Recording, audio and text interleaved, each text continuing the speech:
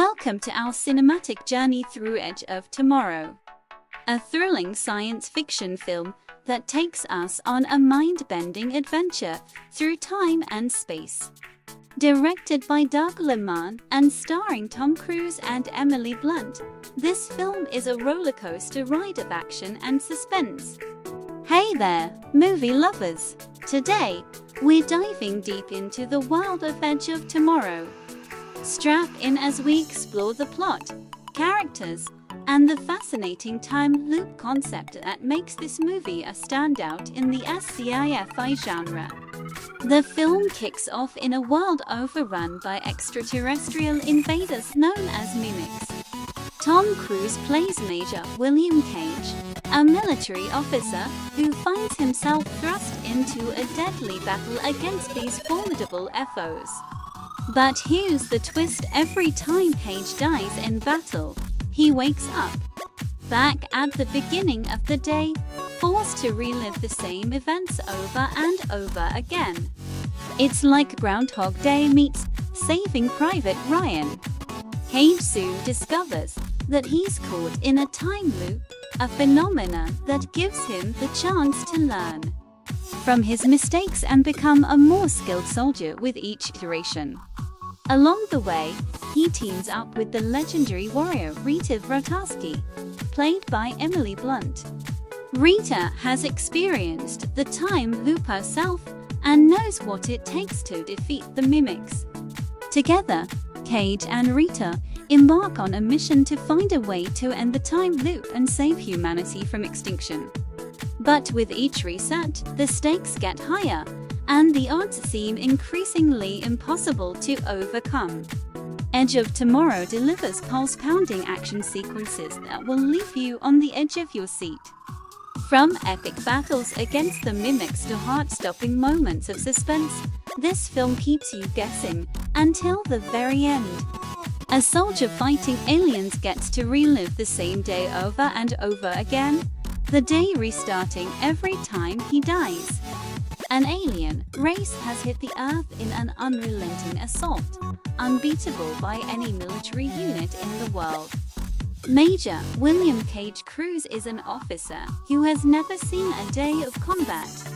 When he is unceremoniously dropped into what amounts to a suicide mission. Killed within minutes, Cage now finds himself inexplicably thrown into a time loop, forcing him to live out the same brutal combat over and over, fighting and dying again and again. But with each battle, Cage becomes able to engage the adversaries with increasing skill, alongside Special Forces warrior Rita Vrataski Blunt. And as Cage and Vrataski take the fight to the aliens, each repeated encounter gets them one step closer to defeating the enemy. When an alien race called Mimics invades and destroys Europe, London is the last resistance in the old continent. General Brigham plans an attack to France, expecting to defeat the Mimics, and orders Major William Cage, who is an American public relation officer, to cover the invasion. However, Cage does not accept the assignment and threatens General Brigham to expose the casualties. He is arrested, accused of desertion, demoted to private, and assigned to fight in the invasion, under the command of the tough Sergeant Farrell in the Heathrow base. Humans are slaughtered in the invasion, and Cage kills a mimic and is sprayed by his blood. In less than 5 minutes combat, Cage dies. Surprisingly, he awakes in the Heathrow base and relives the same day over and over after dying. Each time, Cage tries to fix the deaths of his squad, and he meets Sergeant Rita Vrataski, who asks him to find her when he awakes in the base. Rita brings Cage to meet Dr. Carter, who explains to him that he killed an alpha and his blood has given the ability to reset time. Further, the last hope of Earth is the destruction of the mimic leader, referred to as the Omega, who is hidden. Will Cage and Rita succeed in their solitary mission?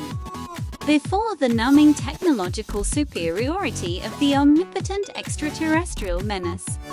Known only as the Mimics, mankind stands helpless, doomed to accept an ignoble fate. Having harnessed an unfathomable ability, the hordes of the ferocious alien race are practically invincible. Unless we, humans, come up with an unexpected and drastic counter-attack.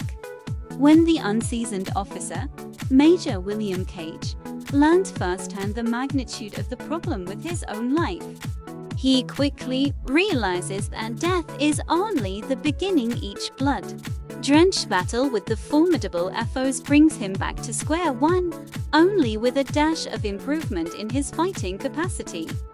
Perhaps now, Cage, his legendary brother-in-arms, Rita Fratarsky, and the rest of the world have a fighting chance against the otherworldly opponent. Can we solve the enemy's enigma? A race of aliens called Mimics has taken over continental Europe. General Brigham Brendan Gleeson, head of humanity's United Defense Force, orders Major William Cage Tom Cruise, a public affairs officer and former advertising executive, to cover combat on the beaches of France during the next day's assault on the Mimics. Cage objects to the dangerous assignment and threatens to use his public relations skills to turn the public against Brigham. When the casualties start increasing from the invasion, for which he is arrested and knocked out, he wakes in handcuffs at a forward operating base at Heathrow Airport and discovers he has been labeled a deserter and put on combat duty as a private for the invasion of France under the command of Master Sergeant Farrell Bill Paxton. The invasion is a disaster for the humans. Cage manages to kill a large mimic, but dies as he is sprayed with its acid-like blood. He then wakes up at Heathrow the previous morning. No one believes his story that he knows the invasion will fail. He repeats the loop of dying on the beach and waking at Heathrow until he encounters Sergeant Rita Fratarsky, Emily Blunt, who recognizes his ability to anticipate events and tells him to locate her the next time he wakes up. Cage finds Fratarsky at Heathrow. Together they meet with Dr. Carter Noah Taylor, a former government scientist and expert in mimic biology. Cage learns that the kind of mimic he killed in his first loop, an alpha, resets time, and it is killed to give the mimics an advantage in battle. Cage inherited this ability when he was doused in the alpha's blood as they both died. Fratarsky had this ability in a previous battle in Verdun, but lost it after receiving a blood transfusion. Fratarsky tells Cage that the Omega wanted humans to believe that they could win, so it allowed Fratarsky to win in Verdun, so that humans put everything into their battle at France and get beaten. She tells Cage that they must hunt the Mimic's hive mind, the Omega, and until the day Cage has to die each day to reset time. Carter tells Cage that the Omega has lost power to reset time to Cage and will be mentally looking for him. When Omega finds Cage, Cage will start having visions of the Omega's location. Over succeeding loops, Fratarsky trains Cage into a more effective soldier. After getting discouraged from these loops, he travels to London. There he realizes and sees the Mimics were planning on overrunning London during the invasion on the beach. He and Fratarsky spend several loops learning how to survive the battle on the beach and get inland, based on his vision of the Omega hiding in a Bavarian Alps dam. After numerous loops and in Fratarsky's death, Cage decides to hunt the Omega alone, abandoning her and the rest of the invasion to doom on the beach. When he arrives at the dam, he discovers that the Omega is not there. He manages to kill himself before an Alpha can steal his blood and prevent him from resetting the day. Back at Heathrow, he tells Fratarsky and Carter that his vision was a trick. Cage and Wrotowski adopt a new approach. They infiltrate the Ministry of Defense in search of a prototype built by Carter that will allow Cage to discover the Omega's true location. The device is a transponder which, once attached to an Alpha, finds the location of the Omega.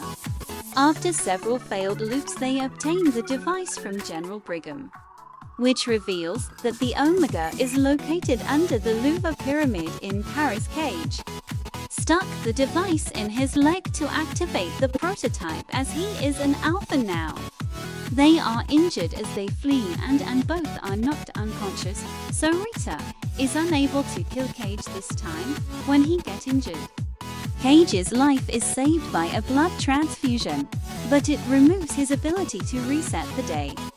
Wrotowski frees Cage, and they return to Heathrow, where they convince his squad to help destroy the Omega. The team is given instructions not to kill the Alpha, as if an Alpha is killed, the Omega will reset the day and will know in advance of the squad's attack on Louvre. The other squad members sacrifice themselves to get Cage and Wrotowski beneath the Louvre. Wrotowski distracts a waiting Alpha while Cage advances on the Omega. The Alpha kills them both, but not before Cage primes and drops a grenade belt into the Omega's core, destroying it and neutralizing the other mimics. Cage's body absorbs the Omega's blood. He wakes up en route to his meeting with Brigham the day before. Brigham announces that mimic activity has ceased following a power surge in Paris. Cage is never arrested and he goes to Heathrow, where he finds his squad mates, including Farrell. None of them recognize him and treat him respectfully as an officer, as he is once again a major. He meets Wrotowski, who does not recognize him either. She asks what he wants, as she had many times before, and he smirks and laughs. While this was unexpected, the trailers had me believe that after Battle LX, a C, and Oblivion, this would be yet another bleak, action-packed, special effects-driven sci-fi blockbuster about an alien invasion. What the trailers failed to convey almost entirely is that over long stretches, this is also seasoned with nearly as much humor as Groundhog Day. That it would invite comparisons with the Harold Rami's Bill Murray classic was obvious, given the time loop premise. But I never expected to what extent those comparisons would actually be justified, and that this film would really tap into a similar kind of comedy. Luckily, it is all the better for it. Most unexpected of all, the main reason, the comical aspects during the first half of the film work so well, is Tom Cruise's character, Major William Cage. This is easily Cruise's meatiest role since his turn in Magnolia as Frank T. J. Mackey. Forget his usual stern, poster boy heroes.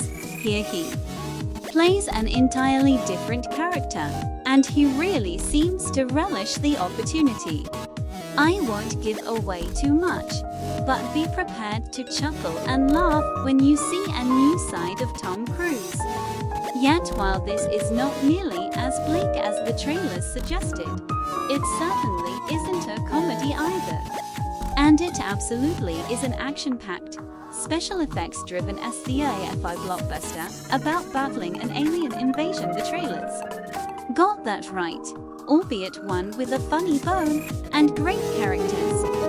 Speaking of which, the rest of the cast is also very good, especially the gorgeous Emily Blunt. It seems that no matter what she does, she always comes across as genuine and real. Here she succeeds in portraying her character tough, seasoned soldier. Other soldiers refer to as full metal bitch, no kidding, with just the right touch of vulnerability to make her that much more believable. Bill Paxton and Brendan Gleeson are always a welcome addition to any movie. And while they are great as usual, character-wise, they don't do anything here that you haven't seen them do before. As for the sci-fi spectacle that the trailers promised, I'm glad to report that the film delivers. The battle scenes are beautifully orchestrated, not the Transformer-style blur where you can't make out anything anymore. And there are moments when the intensity of the fighting recalls the landing on Omaha Beach. In Saving Private Ryan without the gore, obviously after all, this is PG-13. The design of the aliens, the production design in general, is incredibly well done. Although I would lie if I said it was something groundbreaking and knew the way the first Matrix was, it is breathtaking, though. So my verdict, with one of the most inventive adapted scripts for an original mega-budget film in a long time, and the best Tom Cruise we've seen in years, Edge of Tomorrow will have you chuckle and laugh nearly as much as drop your jaw in awe. This is what Hollywood should take as a blueprint for exciting summer entertainment henceforth. 9 stars out of 10. So, if you're a fan of thrilling sci-fi adventures with a unique twist, Edge of Tomorrow is a must-watch. With its captivating story, compelling characters, and groundbreaking visual effects, it's a movie that will keep you coming back for more, just like Cage and his time loop. Thanks for joining us on this journey through Edge of Tomorrow. Don't forget to like, share, and subscribe for more movie explorations. Until next time, keep watching and keep dreaming.